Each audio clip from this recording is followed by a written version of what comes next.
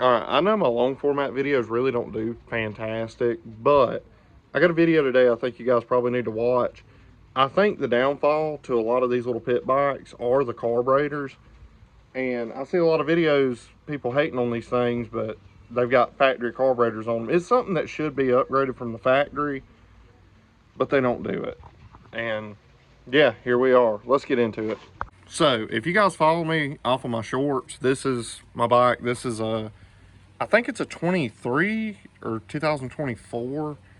I don't know. I got this thing used. And yeah, SSR 110. It's the semi-auto, and it's got Sumos on it. That's about it. Plastics, little stuff. It's got a rev box, stuff like that. But for the most part, this thing is bone stock. And one thing bone stock that always fails on these things are the carburetors. And just recently, this thing started running really, really bad. And it was so bad that I couldn't make videos on it. And I pulled the spark plug, and it was running really, really lean. So I adjusted the fuel mixture screw and also readjusted the needle valve. And it's like it did nothing. And these OEM carburetors that come on these are hot garbage. So we're going to be remedying that today. Why can't I talk? Anyways, good old Nibby. So if you guys watch the build series on Earl's cheap pit bike, the cheapest one on Marketplace, the most clapped one on Marketplace, we threw one of these bad girls on it. So this may look like a stock carburetor, but it definitely is not. So I've ran 2 of these now on different builds, and they have just blew other ones out of the water that I've used. The cheap ones you can get on Amazon and stuff that are like black with the little red caps and stuff, you don't want those. Get a Nibby, I'm telling you guys. So one plus about these is it comes with the sheets, and it literally tells you how to jet these things. Literally tells you how to jet them. So factory, I believe this has a 16 millimeter bore carburetor. This is a 19. And I measured the intake, and I believe this is a direct fit. If you guys have one of these bikes and you're looking to do it on a little 110, there's the number. And hopefully this thing just goes right on there. Another thing I don't like about the factory ones, you have to put the choke on. Let me show you. So a while back, this thing started idling like really low. And I was like, well, let me adjust the idle. Oh, it's right there. Where's the air fuel mixture? Hidden. You literally have to turn the choke on and then adjust the air fuel mixture screw. I don't know what they were thinking, bro, but that ain't it. But yeah, this thing got really hard to start. It's always been one kick. I've had this thing over a year, and it's always been one kick, and it got to where it was taking like 10. So I was like, maybe the valves need adjusted. I looked up the factory specs for the valve lash, filler gauged it. I did all of it, and it didn't change anything. That's when I pulled the plug, and yeah, it wasn't great. I probably need to get a new spark plug, but I did clean that one the other day, so I think it's fine. I guess we're gonna get straight into just throwing this bad girl on there. All right, so to start, first thing you wanna do is make sure your fuel's off. On these bikes, down is on, that's off. I'm gonna start by taking the fuel line off and removing this. I probably don't even have to do that right now. I'll probably leave that alone. And there's 2 bolts on the intake. There is a spacer. Keep up with it if your carburetor didn't come with one. So I'm going to take this bolt out and this bolt out and remove the fuel line, and I'll get back to you. So I really need a tripod set up, but it's literally this easy. So you're going to be left with a throttle cable, and I'll show you guys how to adjust needles here in a minute. These things just unscrew. Just unscrew, just like this. And there you go. And if you followed that, you should have a carburetor in your hand. Be careful, because when you turn these things, they drip gas.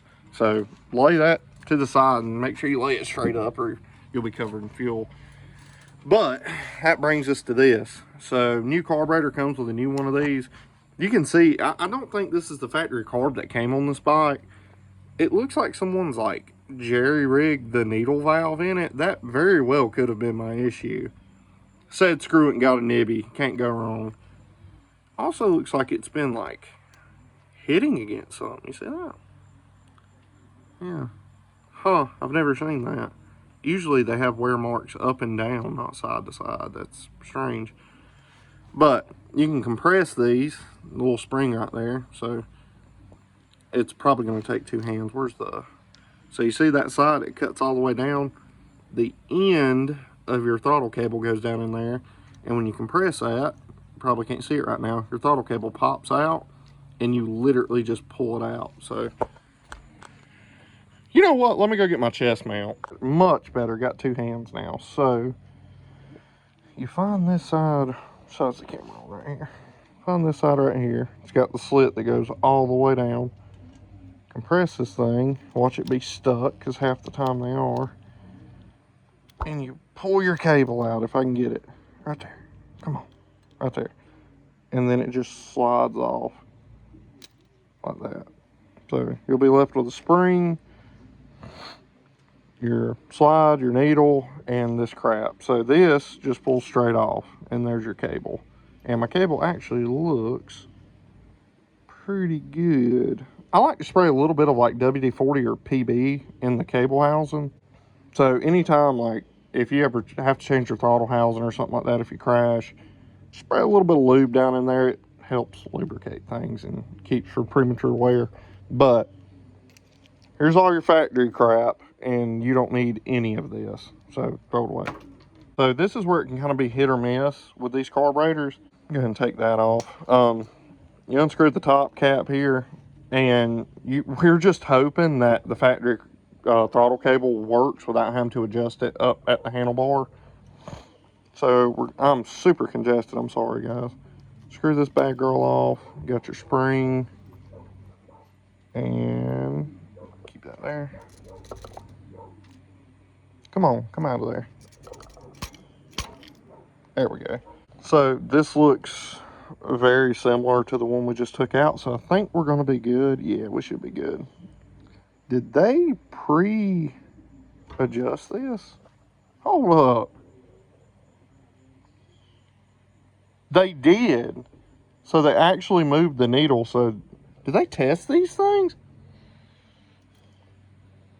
It does not smell like fuel. So they might have like a baseline they run for these things. I don't know. I've never noticed that before. I thought on the other ones I've had, I thought we always had to do it ourselves.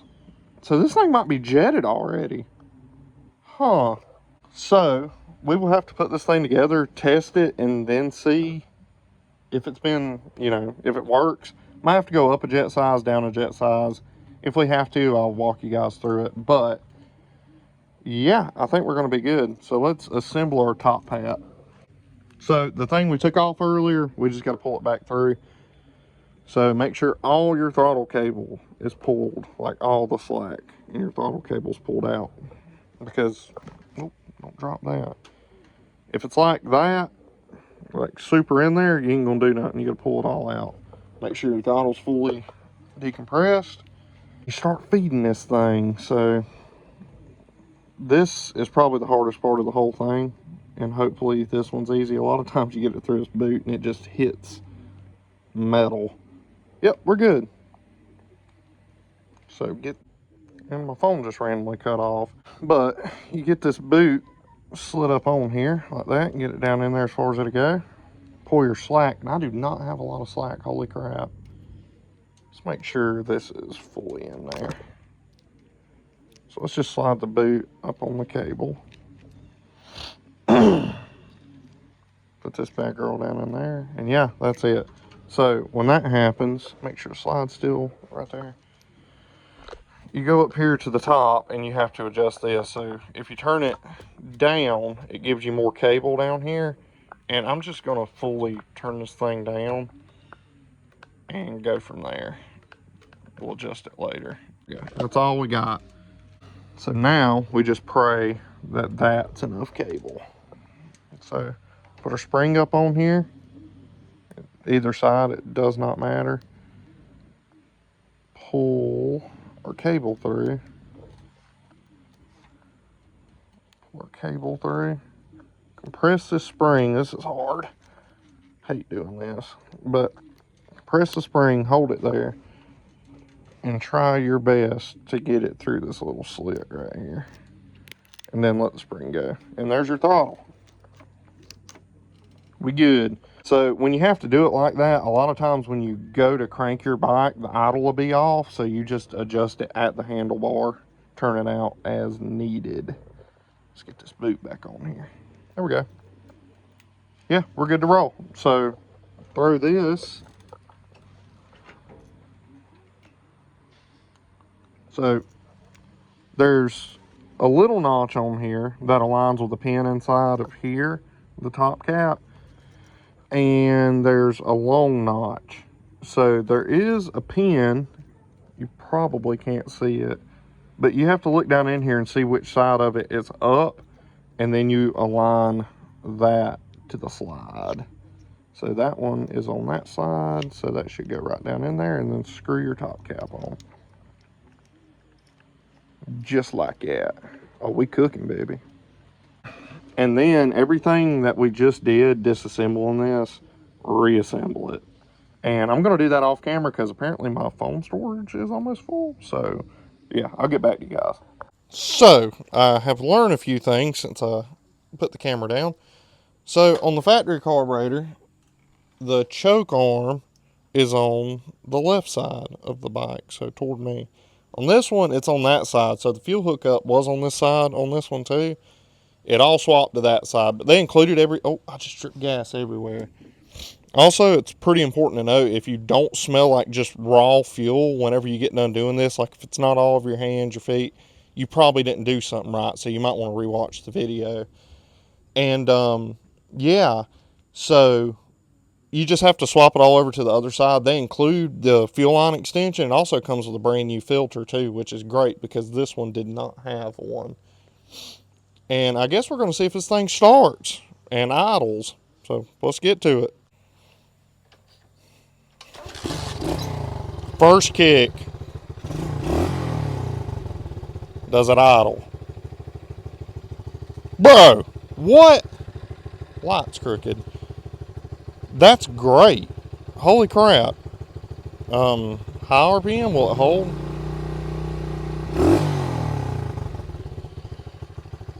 So literally every time from an idle I would do this thing would want to bog.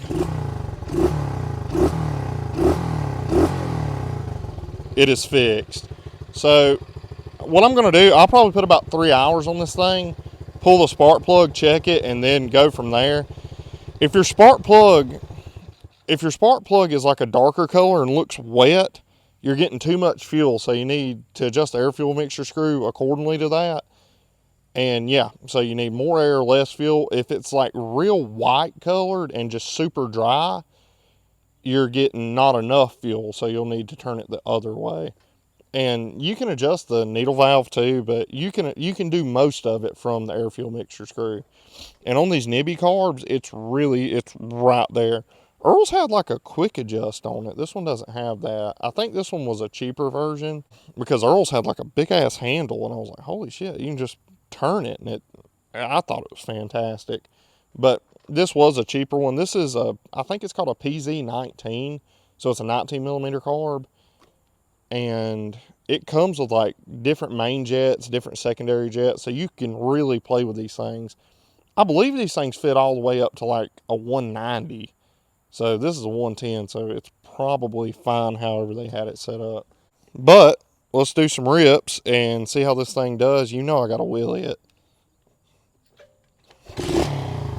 Starts way better. This thing was cold too, bro. So I'm gonna ride it up through here and just make sure it doesn't skip. Oh, this thing has way more power. Holy crap.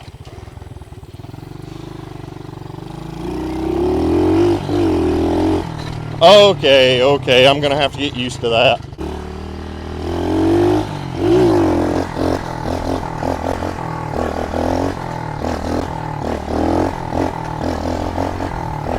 It's so much better. It's so smooth.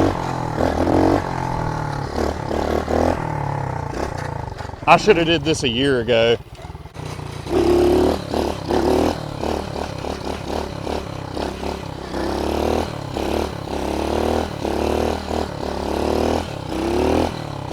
Dude. So one problem I was having knee knocking this bike, I don't know if it was like the weight distribution or what, but when I dropped it back too far, or yeah, if I dropped it back and then I go to catch it again, it would just bog. Fourth gear? It's still a little 110. Power wheelie in third. Oh, is that a car? No. It wouldn't do that before.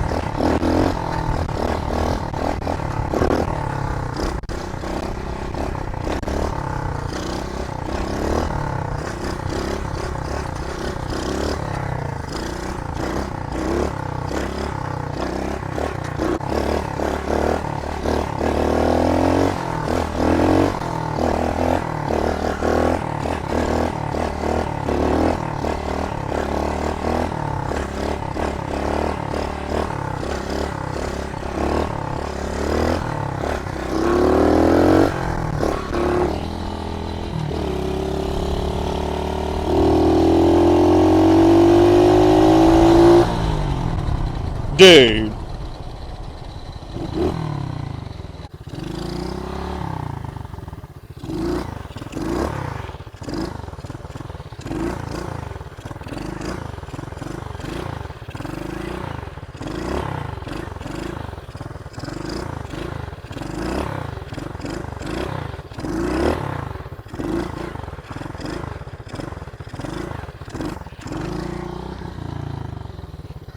Got dizzy. So now that she's warmed up a little bit, the idle is slightly high, so I'll turn that down here in a minute. But it's fixed. So yeah, you can kind of see some stuff I had to do right here. So it come with this fuel line extension, which I'm really glad it did because it definitely needed it. And this was cut on the other carb, so I just cut it too. Leave it there. Runs perfect, nothing wrong with it.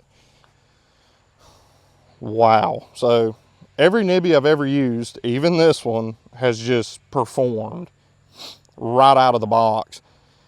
I do still smell a little bit of raw fuel, but it's hard to tell whether it's coming off my hands or out of the exhaust. So I will pull the plug here in a minute and just make sure. I might have to adjust the air fuel mixture screw a little bit.